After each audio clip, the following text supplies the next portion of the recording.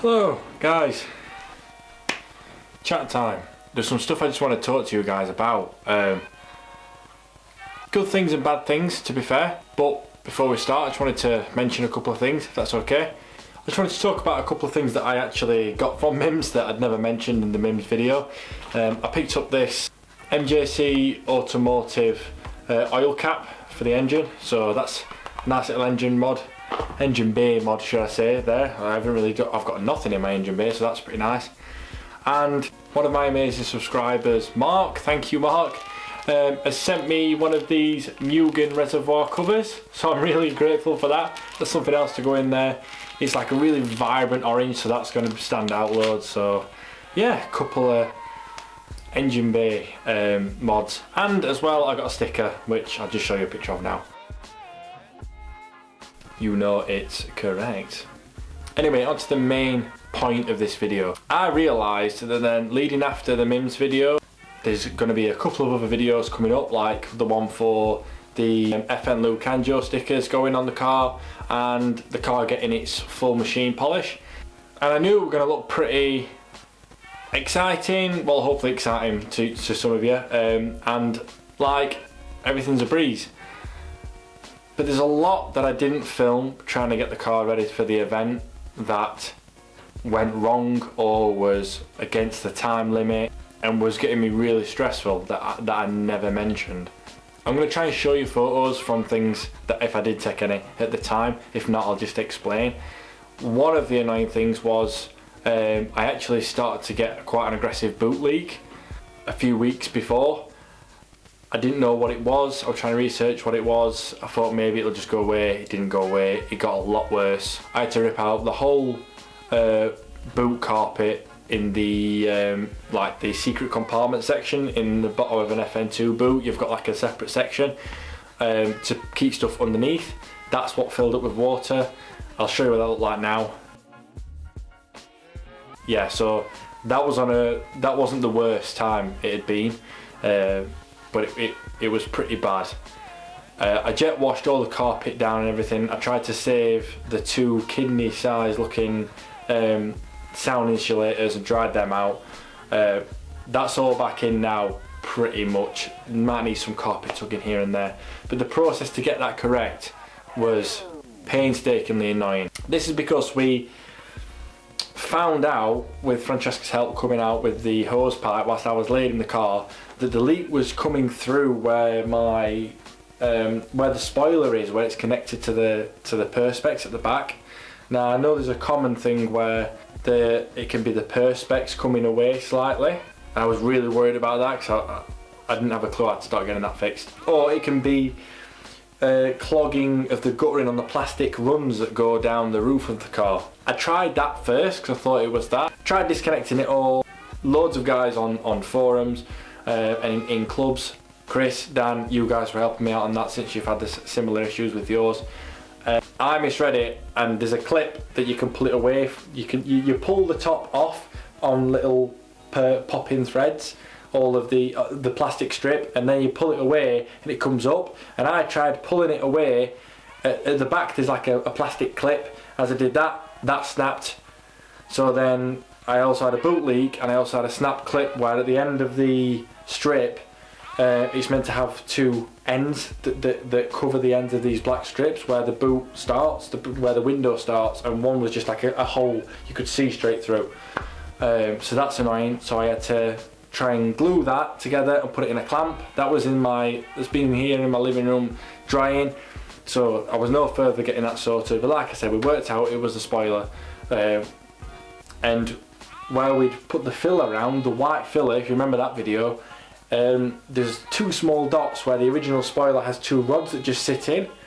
The Mugen style one doesn't have that, and it was slightly off where the sealant was, so it was coming through that tiny hole. So we got the spoiler off, or I did it on my own originally. Got the spoiler off, got all the sealant off so it was fresh again. I saw it was trying to spit with rain, so I'm trying to get it back on and sealed as quick as possible. Got the sealer out that I used before. I thought it's white, but oh well, you're not going to see it. Undid the cap on the sealer, The actual nozzle snapped off the sealer bottle, so it was coming out like a thick sausage. I thought, oh well, at least it's going to be thick and it's not going to get through. I caked it in this white sealer, put it on, realised then that some of the white sealer had actually seeped out when I put the spoiler back on. And because I applied it on so thickly, what had also happened was it was too thick to dry completely to the core of where it was. So as well as having bits seeping out, whenever it rained, I had white sealant water running down the back of my car, and then on a dry day, drying. So I was having dry sealant runs down my car constantly, as well as a boot leak. So then, the spoiler had to come off again. These are all separate days going past as well as time spent after work trying to get it sorted. It wasn't as light as it is light now after work, so and it's been freezing. You guys know it's been absolutely Baltic weather. I managed to buy a clear sealant and then use it with caulking, is that what it's called, caulking gun? Doing that. It was a bugger to get the other sealant off again because I applied it so thickly, but managed to get that off. Put the clear sealant on. This is now pitch black outside. The first time with the white sealant, when we reapplied it, and the second time Francesca had to come outside and help me put the spoiler on. Bear in mind, like I've said, the second time it was pitch black at night, so she come out to do that with me. We had an LED light rested on the floor, blowing up into our eyes, trying to put this on. I felt so bad, and then eventually it stopped leaking and we realised that's fixed it. Thank God for that.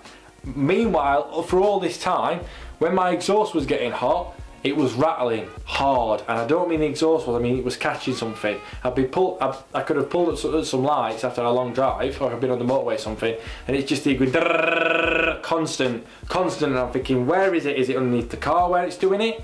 Is it where the bash panel usually is, or whatever?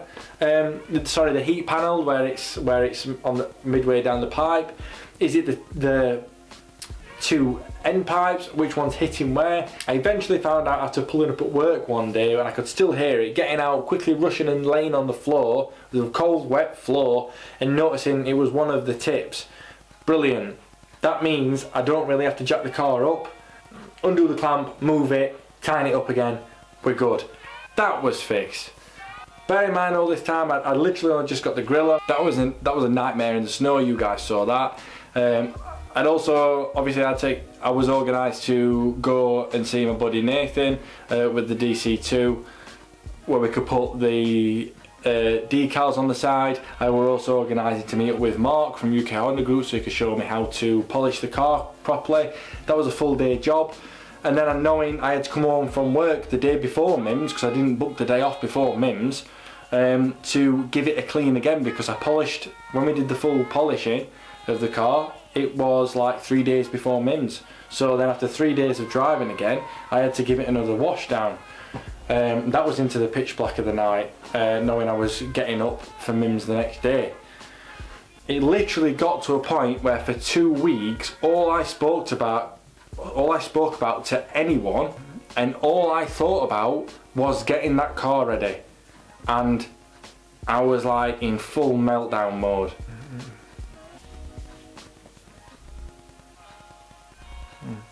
And it wasn't healthy, but because I was that on it constantly, I didn't know.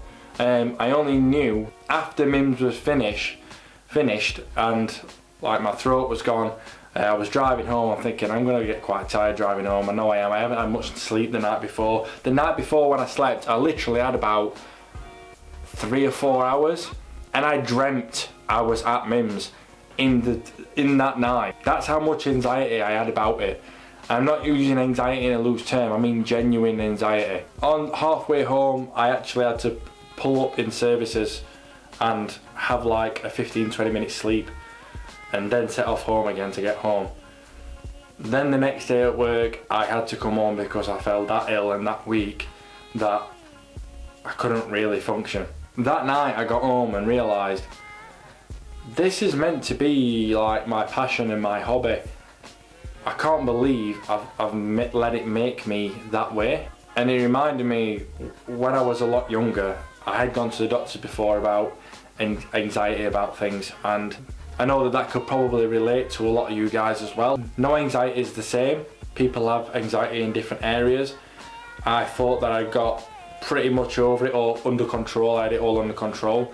But obviously now I'm a lot more confident going to events and things like that. I go to more events, and my anxiety was based on preparation for events, because it had been that worried that it was going to go wrong, or it wasn't going to go the way I hoped it would.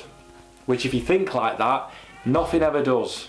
You have to accept that it will never go exactly how you thought about it in your head. Like the fact that we didn't get to go on the drag strip, that threw me a lot. But that was under nobody's control, and it didn't make the event any worse. It was just something that got missed out, that I was over preparing for. And over preparation was the thing I had to get over. It was at a point where, when I was younger, when I used to go karting, especially if I went with school, because I didn't enjoy school, secondary school, at all. I was obsessed with getting respect off people, because I don't feel like I had any.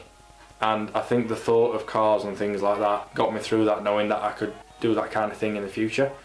So when I went like go-karting with school, it was like, this is my thing. I didn't go around to friends' houses and play COD or play Call of Duty online with mates, or have a BlackBerry messaging each other on BBM. Not remember them days, flipping heck. I wasn't like that. So knowing that I was going go-karting and that was like going into my world, it was like I had to wear the right deodorant, I had to wear the right socks, I had to do like press-ups in the morning to wake my body up, I had to have specifically 3 Weetabix instead of 2. You get the picture. That was the extent. And it was like, if one of these things are wrong, that's why I failed. And I realised after MIMS, I was like, oh my god, I got myself in that state. If I don't get this done on the car, I have failed. But it's not a situation where you can fail. And the event was such a huge success. The video was a success. I was so happy with it. I was glad I met everybody. Oh, Francesca's knocking. It's alright, I'm back, she's in. Yeah, so I just wanted to do this video to let anybody who knows feeling that kind of anxiety or pressure or stress, knowing that you're coming up to an event and you want to get your car ready, because there are people that have put a lot more work into their cars than I did, a lot more. And yeah, they might have been under pressure, but they were still enjoying it, and they still enjoyed the outcome when they got to the event. And some people can't make the event because their car's not ready, but they don't mind because they're still taking pride in their car and they're still getting it ready in their own time, and they know it's going to be worth it. And that's how you need to look at it, and that's how I forgot to look at it. End of the day, we do this for fun. We improve and modify our cars for fun. We go to these events for fun. We hang around the people that relate to all that because it's fun to be around them. And I almost started looking at it like it was a chore, and not fun. And sometimes we just need to remember that. We need to be grateful for the opportunity we have. If you've got a project car that you're building, you've got an opportunity there. Be grateful for that. If you've got a car that runs fine and it looks nice but you want to do more to it, be grateful for a car that runs and you've got a nice car in the first place. I mean, your car could be something that people are aiming to obtain at a certain time and they haven't got it yet, and they think, oh god, that car's just my dream car to get. You could have that, but obviously we're not happy. We're always happy with those cars, but we always want to improve it, and the list goes on and on and on, because we're car guys, that's what we do. But just remember those points. I'm very grateful I've got you guys for support and motivation. I'm grateful I've got parents that understand and support me, that doing this makes me happy, even though it can be an investment at some times, where I do put time and effort and money into it. And I'm very grateful that I've got a partner like Francesca that supports me with it as well. I've always seen it as, you're very, very, very lucky if you've got a partner that is into the same passion as you, especially if it's cars. But you're even more lucky if you've got someone who isn't interested in all that, but they still support you all the same. They still let you have the time to do it, even if they might think that it's it can be dangerous at times, and the fact that I've got somebody that will sit and listen about it even though they might not even understand, and that's quite rare to come by, and I need to make sure I don't abuse that 100%. So I can't let myself get like that again. Anyway, moving on to more light-hearted topics, I just want to let you guys know that I will be attending Japfest at Silverstone. That's the next big event that I will be going to on the 6th of May, I think it is, but I will be heading down on the 5th to make sure that we're there ready. I'll be on the UK Honda group stand, different club stand to what I'm normally on, so that's going to be different. Look forward to the new coming videos as much as, because I definitely am. We've got going around to Nathan's to put the Kanjo decals on. Big thank you to Nathan for helping me out with that, and a big thank you to Brendan for manufacturing them and coming and helping us put it on in the first place, because we had no clue what we were doing. And a big thank you to Mark from UK Honda Group for showing me how to use the dual action polisher. It was a day job, but the car looked 10 times better for it, and you had loads of patience with me, so thank you again for that. That video's coming after that one as well. Plenty for you guys to see. I'm going to try and get this done and the decal one sooner than usual, so you're not waiting for this Thursday and next Thursday for those two videos. Thank you for sticking around and listening to me pour my problems out to you guys. Not that it's any of your responsibility, but thank you anyway. Please stick around if you want to see any more videos, or go back and look at some of my other videos. Do whatever you want to do. There are some more coming, so don't you worry. Please click the subscribe button and click the little bell so it reminds you when another one comes on. Please like the video so it lets other like-minded people find these videos. And I just want to chuck in there, imagine that decal that's on the car now, like on the back of a hoodie or something, or just merchandise in general. Just putting the feelers out, see what you guys think about that. I've been in my head for a while, but never committed to doing it. So yeah, let me know if you think that's a good idea. Thanks again for watching, guys. Until next time, like I always say, enjoy the rest of your day. Bye.